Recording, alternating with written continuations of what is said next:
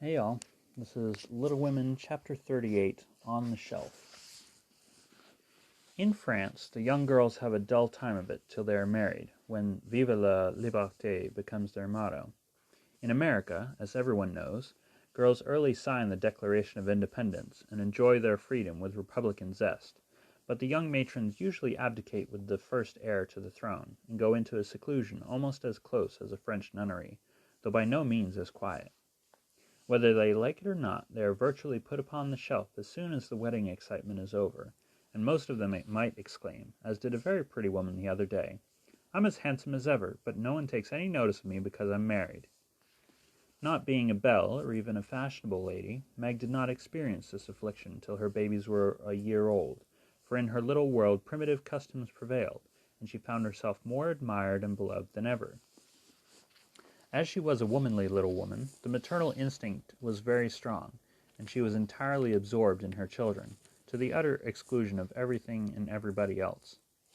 Day and night she brooded over them with tireless devotion and anxiety, leaving John to the tender mercies of the help, for an Irish lady now presided over the kitchen department.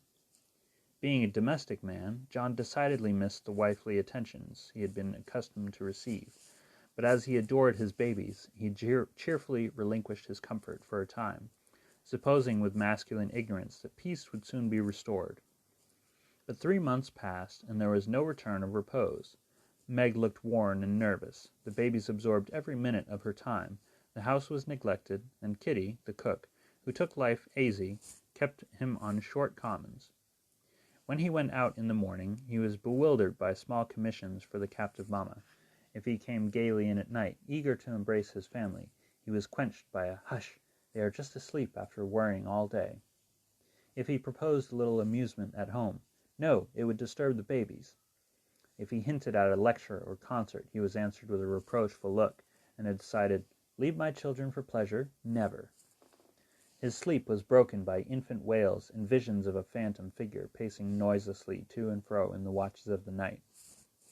His meals were interrupted by the frequent flight of the presiding genius, who deserted him, half helped, if a muffled chirp sounded from the nest above; and when he read his paper of an evening, Demi's colic got into the shipping list, and Daisy's fall affected the price of stocks, for Mrs. Brooke was only interested in domestic news.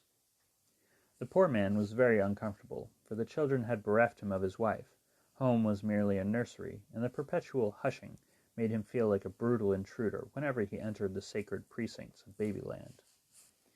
He bore it very patiently for 6 months, and when no signs of amendment appeared, he did what other paternal exiles do, tried to get a little comfort elsewhere. Scott had married and gone to housekeeping not far off, and John fell into the way of running over for an hour or two of an evening, when his own parlor was empty, and his own wife singing lullabies that seemed to have no end. Mrs. Scott was a lively, pretty girl, with nothing to do but be agreeable, and she performed her mission most successfully. The parlor was always bright and attractive, the chessboard ready, the piano in tune, plenty of gay gossip, and a nice little supper set forth in tempting style. John would have preferred his own fireside if it had not been so lonely, but as it was, he gratefully took the next best thing, and enjoyed his neighbor's society. Meg rather approved of the new arrangement at first, and found it a relief to know that John was having a good time instead of dozing in the parlor, or tramping about the house and waking the children. But by and by, when the teething worry was over, and the idols went to sleep at proper hours, leaving mamma time to rest, she began to miss John, and find her work-basket dull company, when he was not sitting opposite in his old dressing-gown, comfortably scorching his slippers on the fender. She would not ask him to stay at home, but felt injured because he did not know that she wanted him without being told, entirely forgetting that many evenings he had waited for her in vain. She was nervous and worn out with watching and worry, and in that unreasonable frame of mind which the best of mothers occasionally experience when domestic cares oppress them. Want of exercise robs them of cheerfulness, and too much devotion to that idol of American women, the teapot, makes them feel as if they were all nerve and no muscle. "Yes," she would say, looking in the glass, "I'm getting old and ugly. John doesn't find me interesting any longer, so he leaves his faded wife and goes to see his pretty neighbor, who has no encumbrances.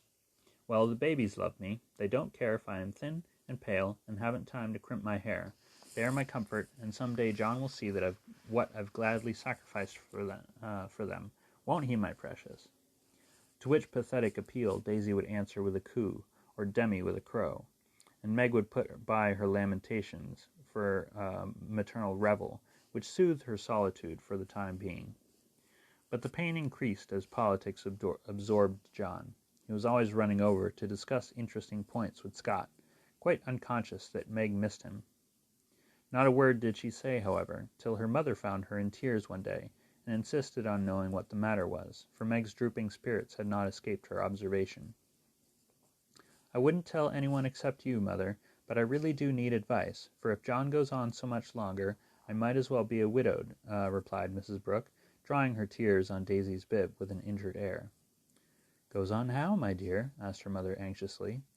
"He's away all day, and at night when I want to see him he is continually going over to the Scotts.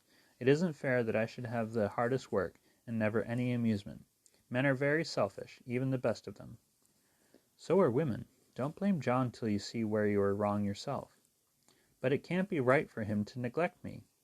"Don't you neglect him?" "Why, Mother, I thought you'd take my part." So I do, as far as sympathizing goes, but I think the fault is yours, Meg." "I don't see how." "Let me show you. Did John ever neglect you, as you call it, while you made it a point to give him your society of an evening, his only leisure time?" "No, but I can't do it now, with two babies to tend." "I think you could, dear, and I think you ought. May I speak quite freely, and will you remember that it's Mother who blames as well as Mother who sympathizes?" "Indeed I will. Speak to me as if I were little Meg again. I often feel as if I needed teaching more than ever since these babies look to me for everything." Meg drew her low chair beside her mother's, and with a little interruption in either lap, the two women rocked and talked lovingly together, feeling that the tie of motherhood made them more one than ever. "You have made the only mistake that most young wives make, forgotten your duty to your husband in your love for your children. A very natural and forgivable mistake, Meg, but one that had better be remedied before you take to different ways. For children should draw you nearer than ever, not separate you, as if they were all yours, and John had nothing to do but support them. I've seen it for some weeks, but I've not spoken, feeling sure it would come right in time. I'm afraid it won't. If I asked him to stay, he'll think I'm jealous, and I wouldn't insult him by such an idea. He doesn't see that I want him, and I don't know how to tell him without words." "Make it so pleasant he won't want to go away. My dear, he's longing for his little home, but it isn't home without you, and you are always in the nursery." "Oughtn't I be there?" "Not all the time. Too much confinement makes you nervous, and then you are unfitted for everything. Besides, you owe something to John as well as to the babies.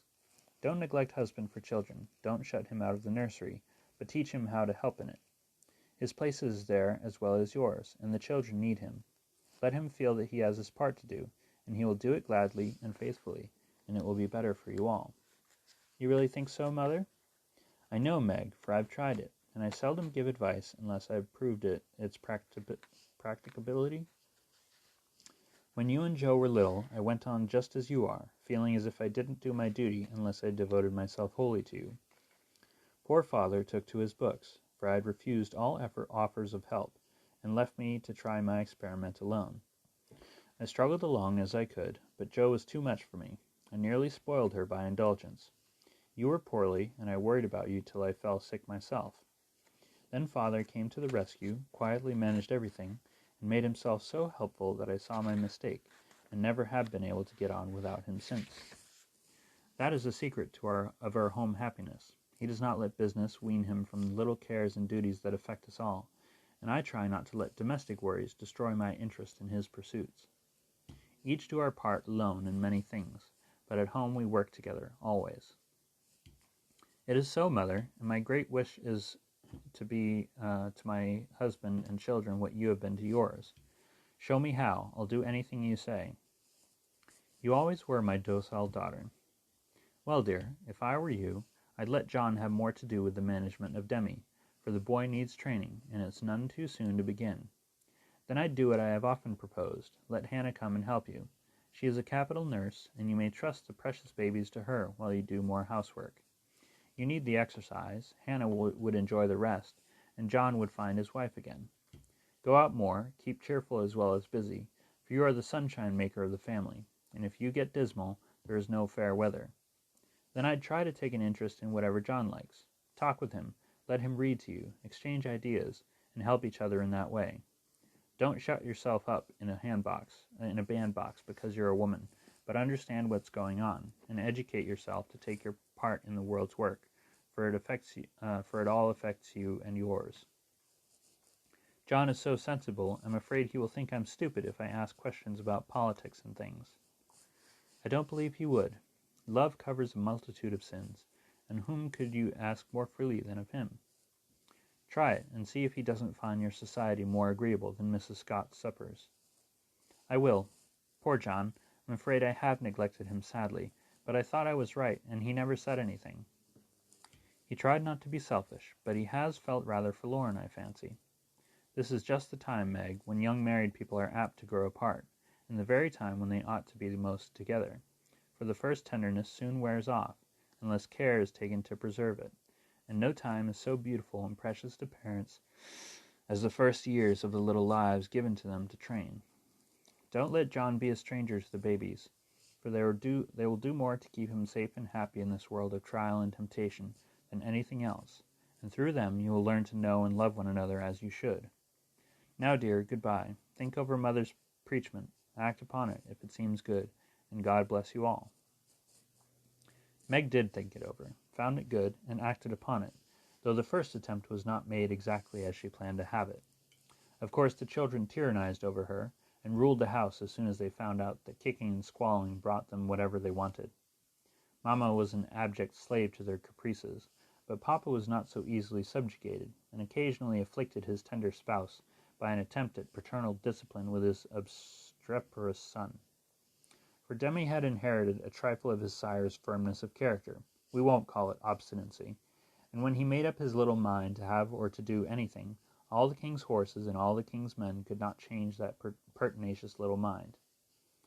Mamma thought the dear too young to be taught to conquer his prejudices, but Papa believed that it was never too soon to learn obedience. So Master Demi early discovered that when he undertook to wrestle with Parpar, he always got the worst of it. Yet, like the Englishman, Baby respected the man who conquered him, and loved the father whose grave "no, no" was more impressive than all Mamma's love-pats. A few days after the talk with her mother, Meg resolved to try social evenings with John, so she ordered a nice supper, set the parlor in order, dressed herself prettily, and put the children to bed early, that nothing could interfere with her experiment. But unfortunately, Demi's most unconquerable prejudice was against going to bed, and that night he decided to go on a rampage. So poor Meg sang and rocked, told stories, and tried every sleep-provoking wile she could devise, but all in vain. The big eyes wouldn't shut, and long after Daisy had gone to Bilo, like the chubby little bunch of good nature she was, naughty Demi lay staring at the light with the most discouragingly wide-awake expression of countenance. "Will Demi lie still like a good boy while Mamma runs down and gives poor Papa his tea?" asked Meg, as the hall door softly closed, and the well-known step went tiptoeing into the dining-room. "Me has tea," said Demi, preparing to join in the revel. "No, but I'll save you some little cakes for breakfast, if you'll go bye-bye like Daisy. Will you, lovey?" "Iss," and Demi shut his eyes tight, as if to catch sleep and hurry the desired day. Taking advantage of the propitious moment, Meg slipped away and ran down to greet her husband with a smiling face and the little blue bow in her hair, which was his especial admiration. He saw it at once and said with pleased surprise, "Why, little mother, how gay we are tonight. Do you expect company?" "Only you, dear." "Is it a birthday, anniversary, or anything?" "No, I'm tired of being dowdy, so I dressed up as a change. You always make yourself nice for table, no matter how tired you are, so why shouldn't I when I have the time?" "I do it out of respect to you, my dear," said the old-fashioned John. "Ditto, ditto, Mr. Brooke," laughed Meg, looking young and pretty again, as she nodded to him over the teapot. "Well, it's altogether delightful, and like old times. This tastes right. I drink your health, dear." And John sipped his tea with an air of reposeful rapture, which was of very short duration, however, for as he put down his cup, the door-handle rattled mysteriously, and a little voice was heard, saying impatiently, "Opie doy, it's me's tummin'." "It's that naughty boy. I told him to go to sleep alone, and here he is downstairs, getting his death a cold, pattering over that canvas," said Meg, answering the call. "Morning now," announced Demi in a joyful tone as he entered, with his long nightgown gracefully festooned over his arm, and every curl bobbing gaily as he pranced about the table, eyeing the cakes with loving glances. "No, it isn't morning yet. You must go to bed, and not trouble poor mamma. Then you can have the little cake with sugar on it." "Me loves Parpar," said the artful one, preparing to climb the paternal knee and revel in forbidden joys. But John shook his head, and said to Meg, "If you told him to stay up there, and go to sleep alone, make him do it, or he will never learn to mind you." "Yes, of course. Come, Demi," and Meg led her son away, feeling a strong desire to spank the little marplot, who hopped beside her, laboring under the delusion that the bribe was to be administered as soon as they reached the nursery. Nor was he disappointed, for that short-sighted woman actually gave him a lump of sugar, tucked him into his bed, and forbade any more promenades till morning. "Iss," said Demi the perjured, blissfully sucking his sugar, and regarding his first attempt as eminently successful. Meg returned to her place, and supper was progressing pleasantly, when the little ghost walked again, and exposed the maternal delinquencies by boldly demanding, "More sudar, mummer." "Now this won't do," said John, hardening his heart against the engaging little sinner. "We shall never know any peace till that child learns to go to bed properly.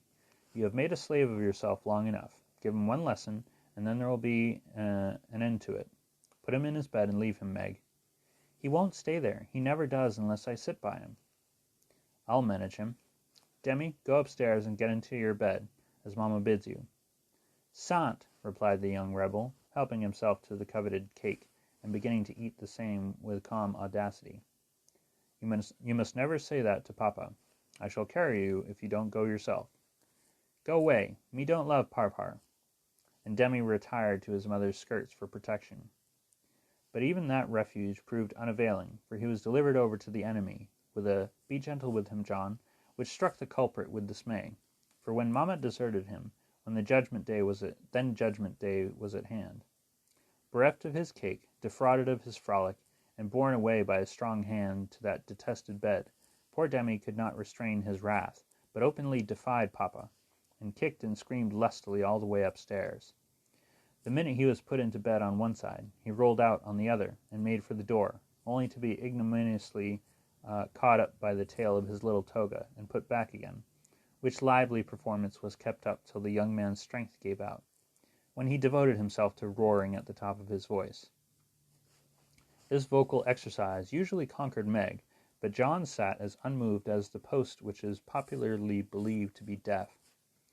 No coaxing, no sugar, no lullaby, no story.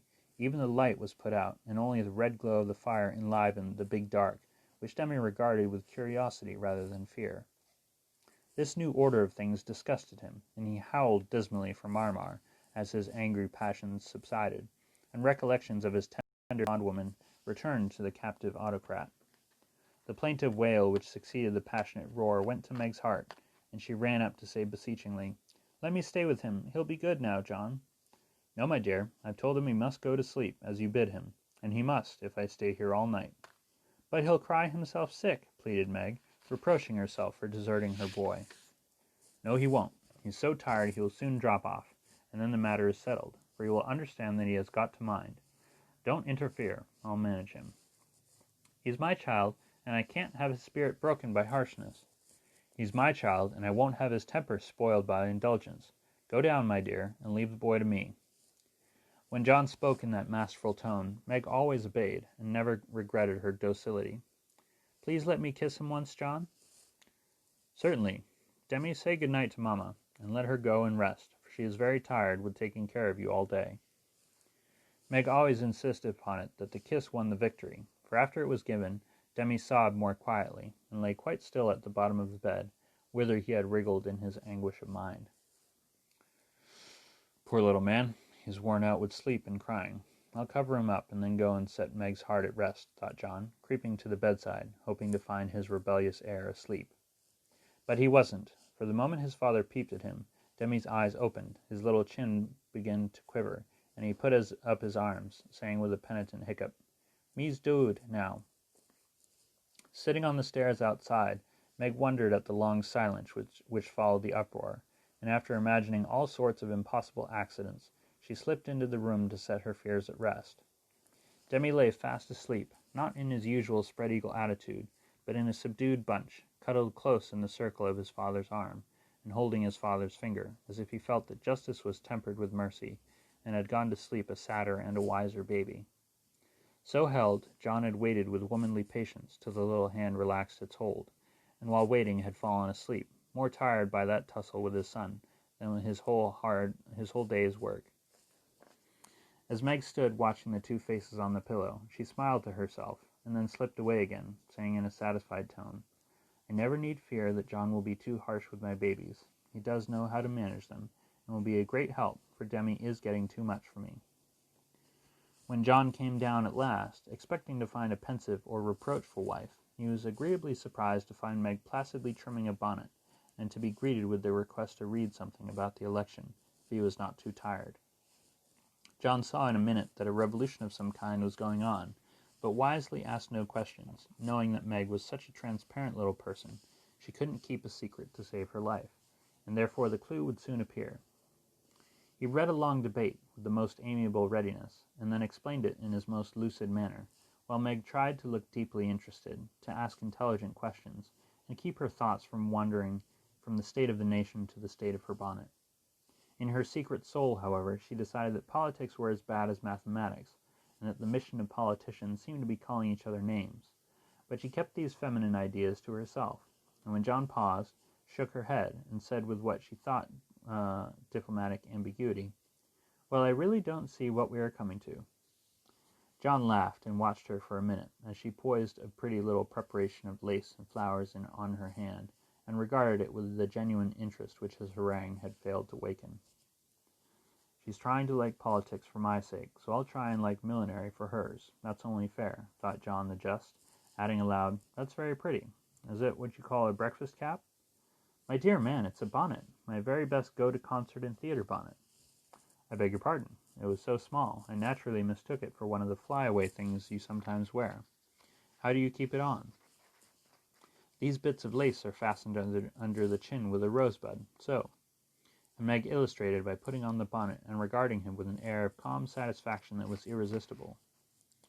"It's a love of a bonnet, but I prefer the face inside, for it looks young and happy again." And John kissed the smiling face, to the great detriment of the rosebud under the chin. "I'm glad you like it, for I want you to take me to one of the new concerts some night. I really need some music to put me in tune. Will you, please?" "Of course I will, with all my heart, or anywhere else you like. You have been shut up so long, it will do you no end of good, and I shall enjoy it, of all things. What put it into your head, little mother?" "Well, I had a talk with Marmee the other day, and told her how nervous and cross and out of sorts I felt, and she said I needed change and less care, so Hannah is to help me with the children, and I'm to see things about the house more, and now and then have a little fun, just to keep me from getting to be a fidgety, broken-down old woman before my time. It's only an experiment, John, and I want to try it for your sake as much as for mine, because I've neglected you shamefully lately, and I'm going to make home what it used to be, if I can. You don't object, I hope?" Never mind what John said, or what a very narrow escape the little bonnet had from utter ruin. All that we have any business to know is that John did not appear to object, judging from the changes which gradually took place in the house and its inmates. It was not all paradise by any means, but everyone was better for the division of labor system.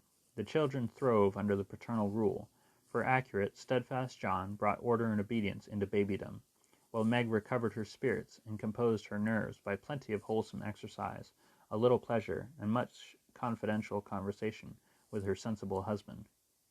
Home grew homelike again, and John had no wish to leave it, unless he took Meg with him. The Scotts came to the Brooks now, and everyone found the little house a cheerful place, full of happiness, content, and family love. Even gay Sally Moffat liked to go there. "It is always so quiet and pleasant here, it does me good, Meg," she used to say, looking about her with wistful eyes, as if trying to discover the charm, that she might use it in her great house, full of splendid loneliness. for there were no riotous, sunny-faced babies there, and Ned lived in a world of his own, where there was no place for her. His household happiness did not come all at once, but John and Meg had found the key to it, and each year of married life taught them how to use it, unlocking the treasuries of real home love and mutual helpfulness, which the poorest may possess, and the richest cannot buy. This is the sort of shelf on which young wives and mothers may consent to be laid, safe from the restless fret and fever of the world, finding loyal lovers in the little sons and daughters who cling to them, undaunted by sorrow, poverty, or age, walking side by side through fair and stormy weather with a faithful friend, who is, in the true sense of the good old Saxon word, the house band, and learning, as Meg learned, that a woman's happiest kingdom is home. Her highest honor is the art of ruling it not as a queen, but as a wise wife and mother. And thus ends chapter 38. I love you all. Have a good night.